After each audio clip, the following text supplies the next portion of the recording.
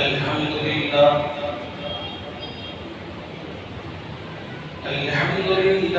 وكفى وسلام على عباده الذين اصطفى أما بعد فقد قال الله تبارك وتعالى في كلامه المجيد والفرقان الحميد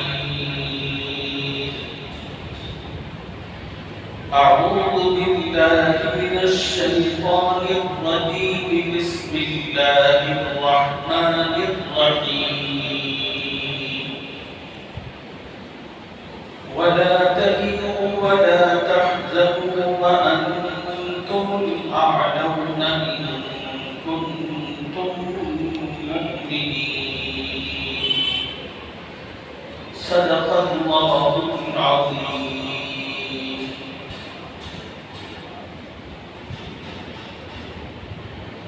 قابل احترام بزرگوں، نوجوان ساتھی، دین کی بات عظمت و احترام سے سننے والی ماؤں اور بہنوں،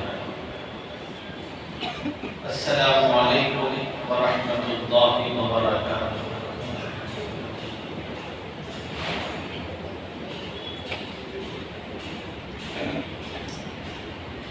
یہ اگست کا مہینہ چل رہا ہے اور آج اس کی 12 تاریخ ہے۔ اس مہینے کی جو 15ویں تاریخ ہے یہ بڑی اہم ہے، بلکہ دوسرے انداز میں اس کو اس طرح کہیں، آزاد ہندوستان کی تاریخ میں 2 تاریخیں بڑی اہمیت کی حامل ہیں۔ ایک 26 جنوری کی تاریخ اور دوسری 15 اگست کی تاریخ۔ 26 جنوری کی جو تاریخ ہے، اس تاریخ کے اندر ہمارے ملک کا قانون بنا کہ اس ملک کو آگے کس طرح بڑھنا ہے، اس ملک میں رہنے والے تمام لوگوں کے حقوق کیا ہیں، اس سے متعلق ایک قانون تیار ہوا۔ اور 15 تاریخ اگست کی وہ تاریخ ہے جس میں اس ملک کو آزادی کی نعمت میسر ہے۔ اصل جو تاریخ ہے وہ 15 اگست 1947 کی تاریخ ہے، اور اس کے شکرانے میں ہر سال جب اگست کی 15 تاریخ آتی ہے تو اس تاریخ میں اللہ تعالیٰ نے اس ملک ہندوستان پر جو نعمت فرمائی اور بالخصوص مسلمانوں کو جو نعمت عطا کی، اس نعمت کے شکرانے میں اس دن کو ہم یادگار کے طور پر مناتے ہیں۔ وہ 15ویں تاریخ ہمیں اپنے بزرگوں کی بے لوث پرخلوص قربانیوں کے نتیجے میں حاصل ہوئی۔ ہمارے اپنے بزرگوں نے اور بالکل اخیر لمحے میں غیر مسلم بھائیوں نے بھی حصہ لیا، اور یہ جدوجہد 200 سال پر مشتمل تھی، اور اس جدوجہد میں لاکھوں مسلمانوں نے طرح طرح کی صعوبتوں کو برداشت کیا، اور اس میں علماء نے اور عام مسلمانوں نے وہ قربانیاں دی کہ اسلام کے ابتدائی دور میں اسلام اور کفر کا جو مقابلہ ہوا کرتا تھا، اس میں جس طرح کی قربانیاں مسلمانوں نے دی اسلام کی سربلندی کے لیے اور کفر کو مغلوب کرنے کے لیے، بالکل اسی سے مماثلت رکھنے والی قربانیاں ہمارے اپنے بزرگوں نے، علماء نے اور عام مسلمانوں نے اس ملک کی آزادی کے خاطر کی۔ ہزاروں مسلمان وہ ہیں کہ جن کو کھولتے ہوئے تیل کے اندر ڈالا جاتا، جس طرح ہم آٹے سے بنی ہوئی چیزوں کو کھولتے ہوئے ٹینک کے اندر ڈالتے ہیں، منٹوں کے اندر ان کے جسم کا جب حال ہوا اس کا آپ تصور کر سکتے ہیں۔ ہزاروں مسلمانوں کو قید و بند کی صعوبتوں میں مبتلا کیا گیا، سبوں علماء کو انڈمان کالا پانی جو اس دور کے اندر جہاں پر سخت ترین قسم کی اذیتیں دی جاتی تھی ان مقامات پر ان کو بھیجا گیا۔ یہ ساری صعوبتوں کو ہمارے بزرگوں نے اور ہمارے علماء نے اور عام مسلمانوں نے سہا، اور سہ کر ان کے خون کے نتیجے میں، ان کی قربانیوں کے نتیجے میں ہمیں جو نعمت میسر آئی اس کو آزادی کی نعمت کہتے ہیں، جو 15 اگست 1947 کو حاصل ہوئی۔ اگر ہمارے اپنے بزرگوں کی وہ قربانیاں نہ ہوتی تو خدا کی قسم یہ ملک کبھی بھی انگریز کے تسلط سے آزاد نہ ہوتا۔ اگر وہ لوگ جدوجہد نہ کرتے آج ہم بھی اس ملک کے اندر غلام کی حیثیت سے زندگی گزارتے۔ چنانچہ 15 اگست کو اہتمام کے ساتھ تمام مسلمانوں کو چاہیے کہ اپنے بزرگوں کو خراج تحسین پیش کریں، اور جنہوں نے ملک کی آزادی کے لیے قربانیاں دی، مورخین نے لکھا ہے، اور یہ کوئی مسلمان مورخین نہیں ہیں، ہندوستانی صحافت کا ایک اونچا نام کلدیپ نیر نے اپنی ڈائری کے اندر لکھا ہے کہ ملک کی آزادی کے اندر 55,000 علماء کو پھانسی کے پھندوں پر چڑھایا گیا، اور عام مسلمانوں میں تقریباً 2.5 سے 3 لاکھ مسلمانوں نے اپنی جان کے نذرانے پیش کیے۔ آج ہم جو آزاد ہیں وہ سب انہی ساری جدوجہد کے نتیجے میں۔ ہم لوگوں کو چاہیے سب سے پہلے جب 15 اگست آتا ہے تو مسلمان زیادہ حق رکھتا ہے اس ملک کے اندر کہ وہ 15 اگست کو اہتمام سے منائے، اس لیے کہ ملک کی آزادی میں 2 چیزیں ہیں، ایک ہے جنگیں اور دوسری ہے تحریکات۔ جنگ ملک کو آزاد کرانے کے لیے 90% سے زیادہ مسلمانوں نے کی، اور ہر جنگ کے اندر مسلمانوں کا جو کردار رہا وہ 90% سے زائد رہا۔ برادران وطن کا جو کردار ہے وہ بڑی مشکل سے 10% بھی نہیں بنتا، کھینچ کھانچ کر اس کو آپ 10% رکھ سکتے۔ ہر دور کے اندر ابتدا سے مسلمان اس جنگ میں پیش رہے، اور مسلمانوں نے کبھی بھی غلامیت کے تصور کو قبول نہیں فرمایا۔ بعض مورخین نے اور تاریخ نگاروں نے اپنی کتابوں میں لکھا ہے کہ ملک کی آزادی میں مسلمانوں نے اپنے جسم کا جتنا خون بہایا، غیر مسلموں نے اپنے جسم کا اتنا پسینہ تک نہیں بہایا۔ یہ کوئی مبالغہ آمیزی پر مبنی باتیں نہیں ہیں، یہ سچائی ہے، یہ تاریخی حقیقت ہے۔ دلی کے اندر جو انڈیا گیٹ ہے، اس گیٹ پر مجاہدین آزادی کے تقریباً 95,600 یا 500 کچھ نام لکھے ہوئے ہیں، اور آپ اندازہ کریں کہ اس 95,500 یا 600 ناموں میں 66,000 نام مسلمانوں ہیں۔ دلی کے اندر جو انڈیا گیٹ بنا ہوا ہے اس پر آزادی کے مجاہدین کے ناموں کی فہرست لکھی ہوئی ہے۔ اس فہرست میں وہ پورے جو نام ہیں وہ 95,500 یا 600 کچھ تعداد بنتی ہے، اس میں سے 66,000 نام فقط مسلمانوں کے ہے، اس میں کچھ علماء بھی ہیں اور آپ الناس کی بہت بڑی تعداد ہے۔ یہ جو ہمیں آزادی کی نعمت ملی ہمارے اپنے بزرگوں کی محنتوں اور کوششوں، جان و مال کی، عزت و آبرو کی، ہر چیز کی قربانی کے نتیجے میں ملی، اور ہم مسلمانوں کو اس نعمت کی سب سے زیادہ قدر کرنی چاہیے اور اس کا احساس اپنے اندر رکھنا چاہیے۔ اور 15 اگست کی جب بھی سال میں ایک مرتبہ جب وہ تاریخ آئی، اس تاریخ کے آنے پر ان تمام کے تمام مجاہدین آزادی کو خراج تحسین پیش کرنا چاہیے،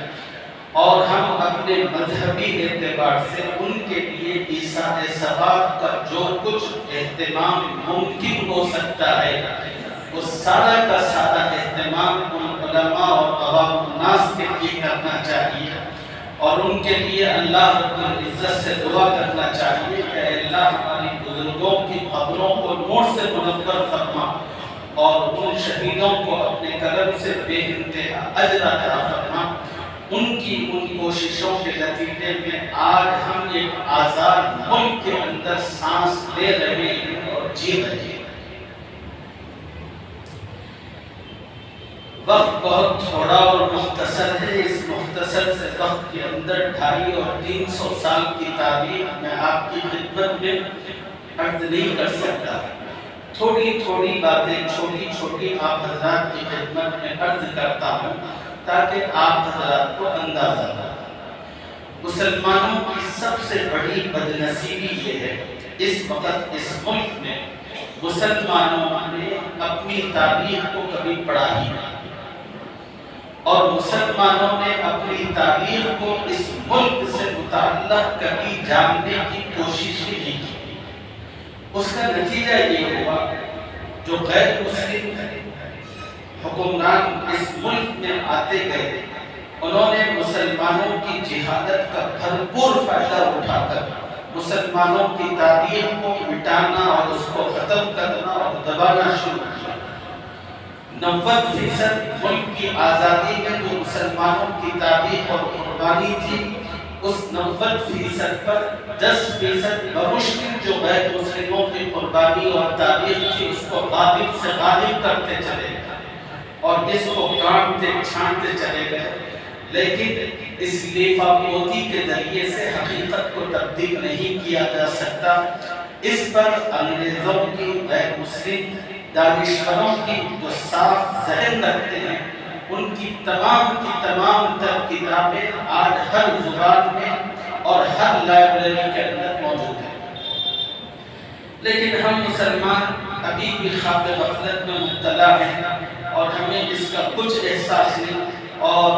موجودہ حکمران جس قسم کی بات کہتے ہیں مسلمان بس اس کو سنتے ہیں اور اسی کو صحیح سمجھتے ہیں۔ اور یہ سب جو حالت ہوئی مسلمانوں کی، اس کی بنیادی وجہ یہ ہے کہ ہم اپنی تاریخ سے ناواقف ہیں۔ اب ہمیں چاہیے کہ ہم اپنی تاریخ سے واقفیت حاصل کریں۔ اب جو موجودہ نسل ہے یہ خود اس ملک کی جو خدمت ہمارے اپنے بزرگوں نے کی وہ اس سے واقف نہ ہوگی، تو آپ کی جو آنے والی نسل ہے بھلا وہ اس ملک کے لیے ہمارے آبا و اجداد کی جانب سے دی جانے والی قربانیوں سے کہاں واقف ہیں۔ اس لیے پہلے آپ واقف ہوں اور آپ اپنے بچوں کو اس ملک کی تاریخ پڑھائیں اور ان کو بتائیں کہ بیٹا آپ کے باپ داداؤں نے اس ملک کے لیے کیا کچھ کیا۔ اس ملک کے اندر مسلمان اس وقت آئے جب اس ملک کے اندر رجواڑوں کا ایک نظام برپا تھا، چھوٹی چھوٹی حکومتیں تھیں، اور وہی آج جو 5 یا 7% کا مختصر سا طبقہ ہے وہ طبقہ اس پورے ملک پر حکمرانی کر رہا تھا، اور اس نے اپنی ہی قوم کی ایک بہت بڑی آبادی کو شودر بنا کر اپنا غلام بنا رکھا تھا، اور ان کے ساتھ ظلم و بربریت کی وہ داستان و رقم کرتا چلا جا رہا تھا کہ الامان والحفیظ۔ ہزاروں سال اس شودر نے اس ظلم اور بربریت کو سہا، اس امید کے تحت کہ کبھی نہ کبھی ہمیں بھی اپنی برادری کے لوگوں کے ساتھ اٹھنے بیٹھنے کا، ان کے قریب ہونے کا موقع ملا، لیکن صدیاں گزر گئی، لیکن ان کا ظلم و ستم نہ ختم ہوا، نہ ان کی امیدیں بڑھائی۔ ایسے ظالمانہ ماحول کے اندر اس ملک میں مسلمان آئے، اور مسلمانوں نے ملک کے حالات کو بغور دیکھا تو اپنا اسلام اور اپنا اخلاق اور اپنا کردار، نبی پاک صلی اللہ علیہ وسلم کی جو تعلیم مساوات ہے اور اسلام اونچ نیچ کے نظام کو جو کچل کر ختم کرتا ہے، اس کو پیش کیا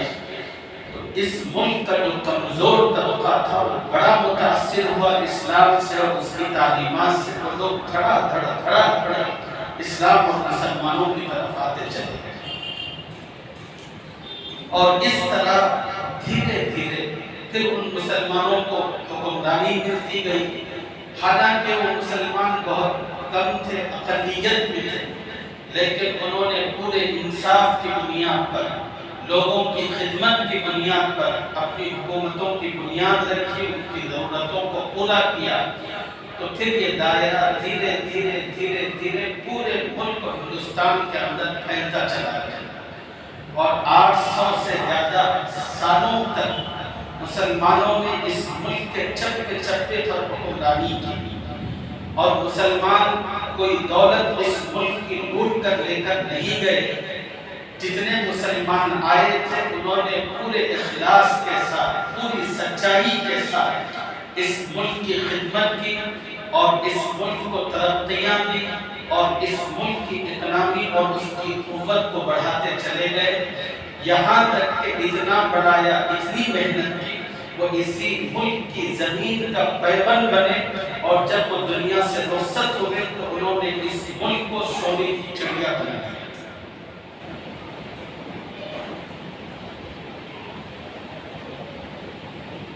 1600 عیسوی کے اندر، آج 2022 کا سال ہے، عیسوی سال ہے، 1600 کی تاریخ کے اندر اس ملک میں انگریز آئے، ایک یا دو کی تاریخ ہے، اور پھر انہوں نے آ کر اس انڈیا کمپنی کے نام سے، بزنس کے نام سے آئے، اور انہوں نے مختلف مسلم حکمرانوں سے ملاقات کی۔ جب انہوں نے اس ملک کی سرزمین پر قدم رکھا، یہاں کے رہنے والے باشندوں کے بھولے پن کو، یہاں کی دولت کو، یہاں کی ساری چیزوں کو دیکھا تو ان کی آنکھیں چوندھی آ گئیں، ان کے دل و دماغ کے اندر ایک ناپاک منصوبہ پنپا کہ ہم کس طرح اس ملک کی رعایا کو بے وقوف بنا کر، ان کو دھوکہ دے کر ان کو اپنا غلام بنائیں اور اس ملک کی دولت کو ہتھیا، اور انہوں نے یہ ناپاک سلسلہ جو ایک کمپنی ایسٹ انڈیا کمپنی کے نام سے بنایا تھا، کوشش کرتے رہے، لیکن انگریزوں کی کوئی کوشش اس وقت تک بار نہیں ہو سکی جب تک اس ملک پر مغلیہ سلطنت کی حکومت قائم رہی۔ مغلیہ سلطنت کے سب سے آخری حکمران رہے حضرت اورنگزیب عالمگیر رحمۃ اللہ علیہ۔ 1952 کے آس پاس جب ان کا انتقال ہوا تو یہ آخری طاقتور حکمران تھے، ان کے انتقال کے بعد پورے ملک کے اندر طوائف الملوک کی شروع ہوئی، ہر جگہ حکومت، جھگڑا، سازشوں عام ہونے لگی، تو اس کے نتیجے میں مسلمانوں کی حکومت کمزور ہوئی، اور انگریز جو 52 سال سے اس ملک کی دولت اور یہاں کے سادہ لوگ انسانوں کو دیکھ کر جو ناپاک منصوبہ بنایا تھا، انہوں نے اب اس منصوبے کو عملی جامہ پہنانا شروع کیا، اور انگریزوں کی اس سازش کو سب سے پہلے محسوس کرنے والے شخص علی مردی خان ہیں، اور انہوں نے 1754 کے اندر انگریزوں کی اس چالاکی اور مکاری کو محسوس کر کے سب سے پہلے باقاعدہ منظم جنگ، اس وقت کلکتے کے اندر دو مقامات پر ان انگریزوں کا مکمل تسلط تھا، ایک ڈائمنڈ ہاربر پر اور دوسرا فورٹ ولیم پر۔ تو علی بردی خان نے فورٹ ولیم پر زبردست حملہ کر کے انگریزوں کو شکست دی۔ وہ یہاں سے بھاگ کر ڈائمنڈ ہاربر کے اندر پناہ لینے پر مجبور ہوئے۔ پھر ان کے انتقال کے بعد ان کا نواسا نواب سراج الدولہ تھا، وہ حکمران بنا اور نانا جاتے جاتے انگریزوں کی تمام تر مکاری اپنے نواسے کو بتا کر گئے تھے۔ چنانچہ نواسا انگریزوں کے فتنوں کو اپنی آنکھوں سے نہیں دیکھ رہا تھا اور نانا کے وسیع ترین تجربے کی روشنی میں بھی وہ جان چکا تھا۔ اس نے 1757 میں پلاسی کے مقام پر ان انگریزوں سے زبردست مقابلہ کیا۔ تاریخ صفحات کے اندر پلاسی اور مقصد کی جنگ سے متعلق تمام تر تفصیل موجود ہے اور اس نے پورے زبردست حملہ کیا تھا، لیکن اس کے جو وزراء تھے، اس کے جو کمانڈر تھے، اس میں سے ایک میر جعفر کی غداری کے نتیجے میں نواب سراج الدولہ کی فوج کو اور خود اس کو شکست سے دوچار ہونا پڑا اور نواب سراج الدولہ کا جو دارالسلطنت مرشد آباد تھا، وہاں پر 1757 میں اس کو انگریزوں نے شہید کیا۔ اس ملک کی آزادی اور عزت و ناموس کے لیے شہادت پانے والوں میں سب سے پہلا شخص نواب سراج الدولہ تھا۔ اور ہندوستان کی آزادی کی جو تاریخ ہے، یہ تاریخ اس وقت تک مکمل نہیں ہوتی جب تک کہ دکن کے فرمانروا نواب حیدر اور ان کے جرأت مند فرزند ٹیپو سلطان رحمہ اللہ کا تذکرہ نہ کیا جائے۔ ٹیپو سلطان 1782 کے اندر حکمران بنے اور انہوں نے اور ان کے باپ نے انگریزوں سے 4 جنگیں کی اور پہلی جو جنگ تھی وہ 1784 میں کی اور ٹیپو سلطان نے پوری قوت کے ساتھ انگریزوں کو شکست دی۔ مولانا علی میاں رحمہ اللہ اپنی تاریخ اور کتاب میں لکھتے ہیں، پورے ہندوستان کے اندر ٹیپو سلطان وہ سب سے پہلا غیرت مند شخص تھا جس نے انگریزوں کے منصوبوں کو اور ان کی چالاکیوں کو سب سے زیادہ سمجھا۔ اس کی غیرت اور اس کے ایمان نے اس بات کو گوارا نہیں کیا کہ اس ملک پر انگریز کا تسلط ہو جائے اور مسلمان اور دیگر جو لوگ اس ملک میں رہتے اور بستے ہیں وہ غلامی کی زندگی بسر کریں۔ انگریزوں کو اس شکست کا بڑا احساس تھا۔ انگریز ہمیشہ ٹیپو سلطان سے متعلق منصوبے بناتے رہے اور بدلہ لینے کی تیاری کرتے رہے۔ 1792 کے اندر انگریز نے اچانک ٹیپو سلطان پر حملہ کیا اور حملہ انگریزوں کا یہ تو کئی سالوں کی تیاری کا بدلہ تھا اور اتنا منظم تھا۔ ٹیپو سلطان نے جتنی جمع بندی کا مظاہرہ ہو سکتا تھا انہوں نے کیا، لیکن ان کے وزراء نے بہت سے کچھ مکار بھی نکل آئے، کچھ غدار بھی نکل آئے، کچھ آپسی سازش اور شورش بھی ہوئی۔ اس سب کے نتیجے میں ٹیپو سلطان کو شکست ہوئی۔ اس شکست کے نتیجے میں انگریزوں نے ٹیپو سلطان سے جو معاہدہ کیا وہ یہ تھا کہ 3 کروڑ روپے ادا کرنا تھا اور ساتھ میں اپنے 2 بیٹوں کو ہمارے یہاں گروی رکھنا کہ آئندہ ٹیپو سلطان انگریزوں سے متعلق کسی قسم کی مزاحمت نہیں کرے گا۔ ٹیپو سلطان یہ سب چیزیں ہوئی۔ پھر اس کے بعد ایک زبردست جنگ اس کے بعد ٹیپو سلطان ہندوستان کے جتنے بادشاہ، راجہ، مہاراجہ تھے ان سب کو اس نے خط و کتابت کے ذریعے، ملاقات کے ذریعے بابت کروانے کی بڑی کوشش کی کہ انگریزوں کا تسلط بڑھتا جا رہا ہے۔ اگر ہم لوگ اپنی اپنی کالونی اور اپنا اپنا اسٹیٹ اور اپنا اپنا ملک دیکھتے رہے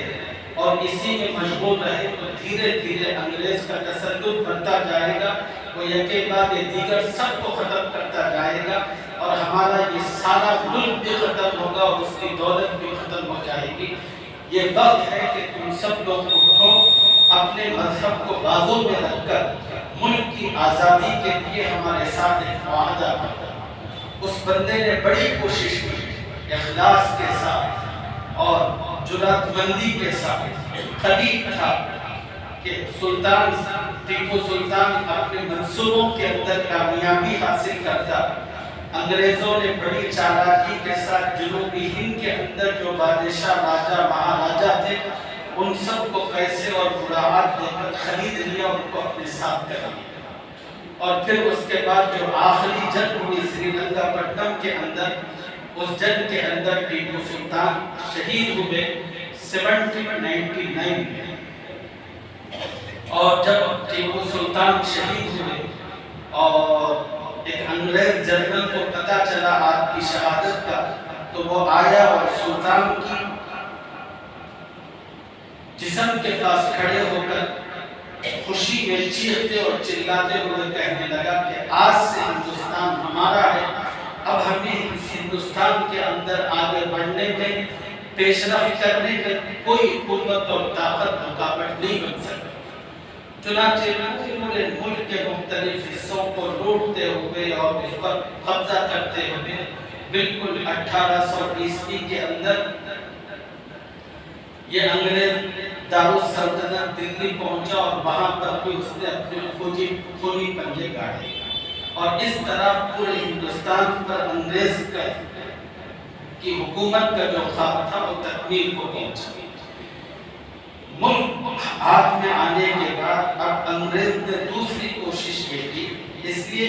کہ اس ملک کو قبضہ کرنے میں سب سے زیادہ انگریز کا مقابلہ مسلمانوں سے رہا، ان کی جرأت سے، ان کی قوت، ان کی ہمت اور طاقت۔ تو اب انگریز نے فیصلہ کیا کہ ملک تو ہمارا ہو گیا، آئندہ اس ملک پر اپنے قبضے کو برقرار رکھنے کے لیے لازم اور ضروری ہے کہ ان مسلمانوں کی قوت و طاقت کو توڑا جائے اور ان مسلمانوں کو مختلف مسلکوں کے اندر بانٹا جائے، تاکہ یہ مسلمان اپنے مسلکی لڑائیوں کے اندر اتنے لگے رہے کہ ان کو وہاں سے نکلنے اور وہاں سے ہٹ کر ایک دوسرے بارے میں سوچنے کا انہیں موقع تک میسر نہ آئے، اور مسلمانوں کا جو دین اور عقیدہ ہے اس پر حملہ کر کے اور اس کو سبوتاش کر دیا جائے، ختم کر دیا جائے۔ صرف نام کے پہلے مسلمان ہو رہے، ہمیں اس سے کوئی غرض اور مطلب نہیں، لیکن دین سے اور عقیدوں سے اور صحیح تعلیمات سے ان کا رشتہ ختم ہو جائے۔ چنانچہ جہاں جہاں اس ملک پر انہوں نے قبضہ کیا، وہاں وہاں مساجد کو اور مدارس کو بھی یہ شہید کرتے چلے گئے، تاکہ مسلمانوں کا مذہبی رشتہ کمزور سے کمزور تر ہو۔ اس چیز کو سب سے پہلے جس شخصیت نے محسوس کیا وہ حضرت شاہ ولی اللہ محدث دہلوی رحمہ اللہ، اور انہوں نے ایک تحریک چلائی اور اس تحریک کے اندر ان کے تمام شاگرد ان کے ساتھ شریک ہوئے۔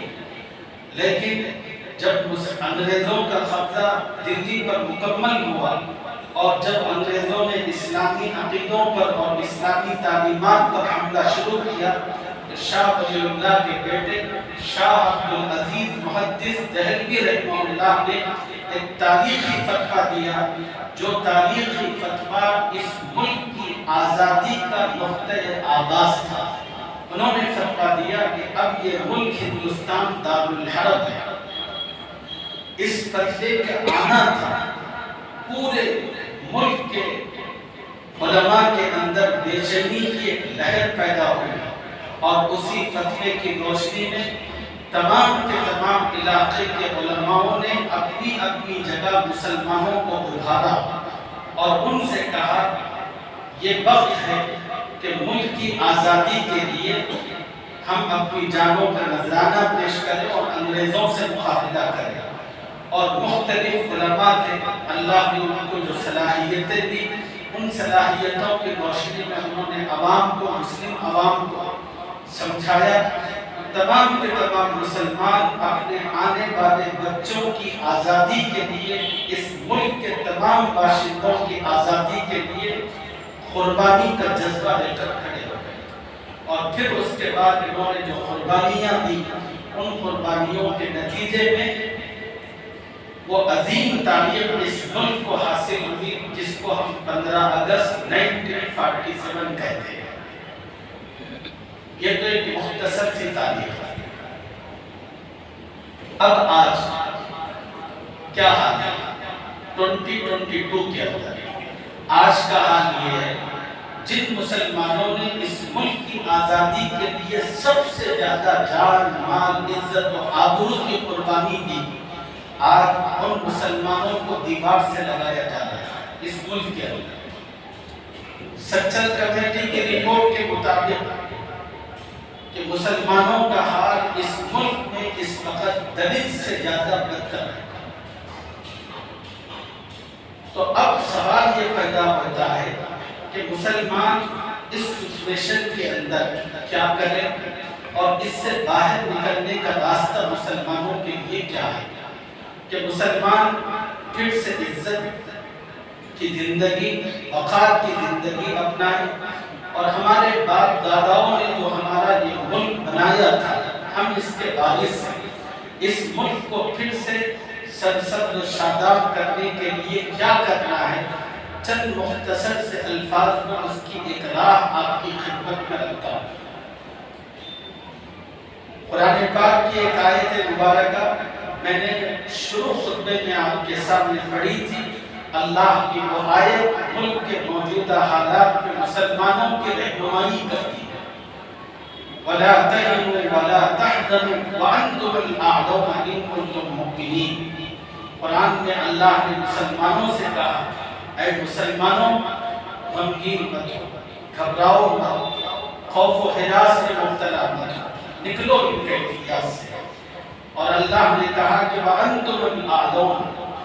دنیا میں عزت و سربلندی تمہیں ہی ملے گی۔ ایک شرط اللہ نے بیان فرمائی، ان کنتم مؤمنین، اگر تم پکے اور سچے مسلمان ہو جاؤ۔ حضرت عمر رضی اللہ عنہ نے اپنے دور حکومت میں چند کمانڈروں سے مخاطب کر کے کہا، لوگوں ہم پہلے ذلیل تھے، لوگوں ہم پہلے ذلیل تھے، اللہ نے ہمیں اسلام کی وجہ سے عزت عطا فرمائی۔ اگر کوئی مسلمان اسلام کے علاوہ کسی اور چیز میں عزت ڈھونڈے گا تو اللہ تعالیٰ اس کو ہمیشہ ذلیل فرمائے۔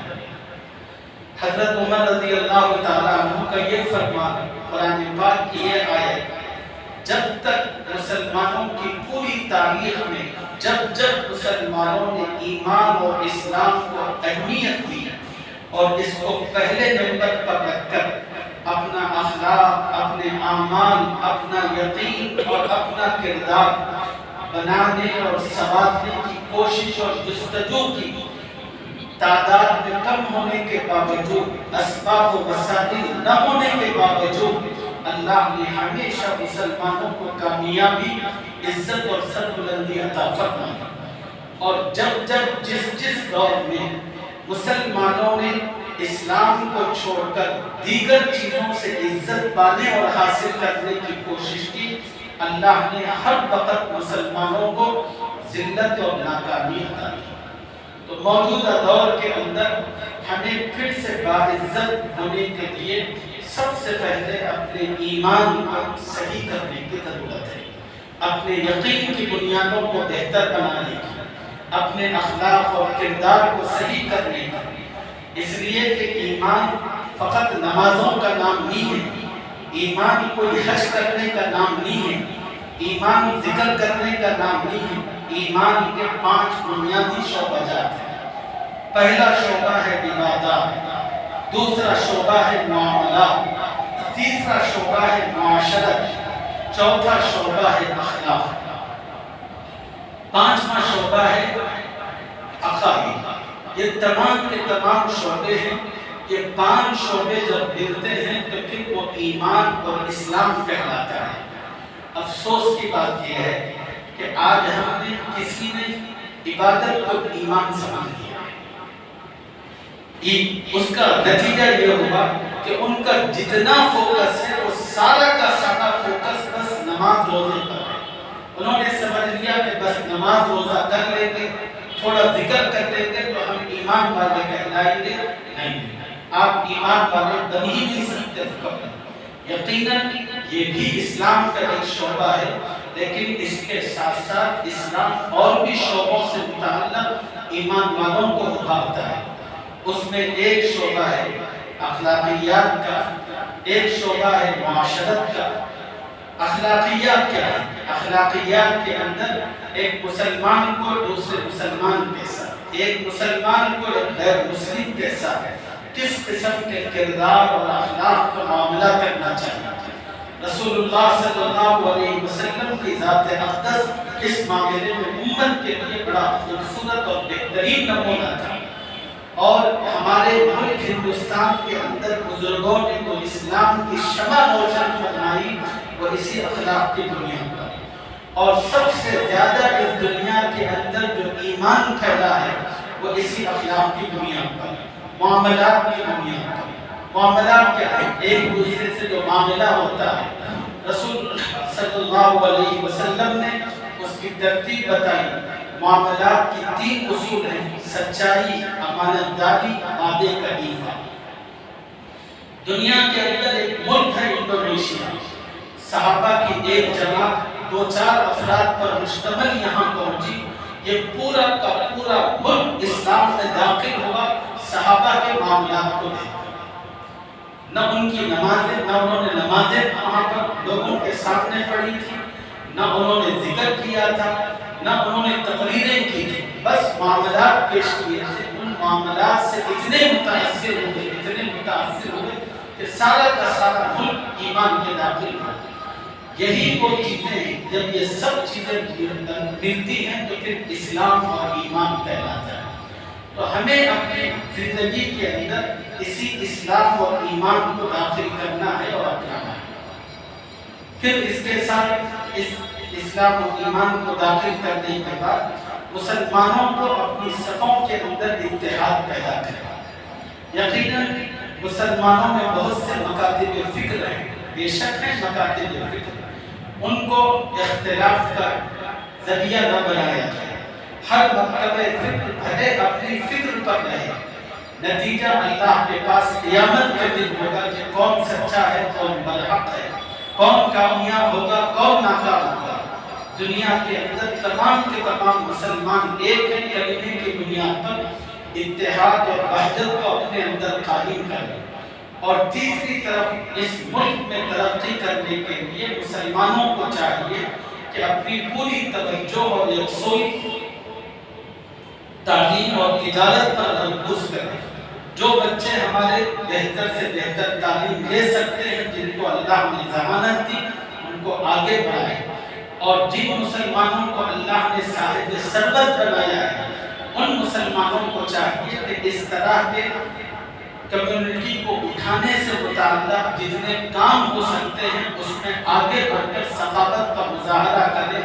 اور مسلم بچوں کو آگے بڑھائیں جو ذہین ہو سکتے ہیں، تاکہ اس کے نتیجے میں مسلمانوں کا وقار، ان کی عزت میں اضافہ ہو۔ اور یہ سب کی سب چیزیں اگر ہم کریں گے تو انشاءاللہ اس ملک کی اور اپنے دین کی خدمت کر سکتے ہیں، اور اللہ کے بندوں کو بھی اور خدا کو بھی راضی کر سکتے ہیں۔ یہ چند مختصر سی اور اہم باتیں تھیں جو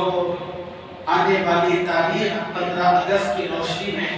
نے آپ حضرات کی خدمت میں عرض کی۔ اللہ کی باتوں میں سے ضرور بنیادی اور اہم باتوں کو یاد رکھنے اور اس کو اپنے لیے مشعل راہ بنانے کی توفیق عطا فرمائیں۔ آمین یا رب العالمین۔ وآخر دعوانا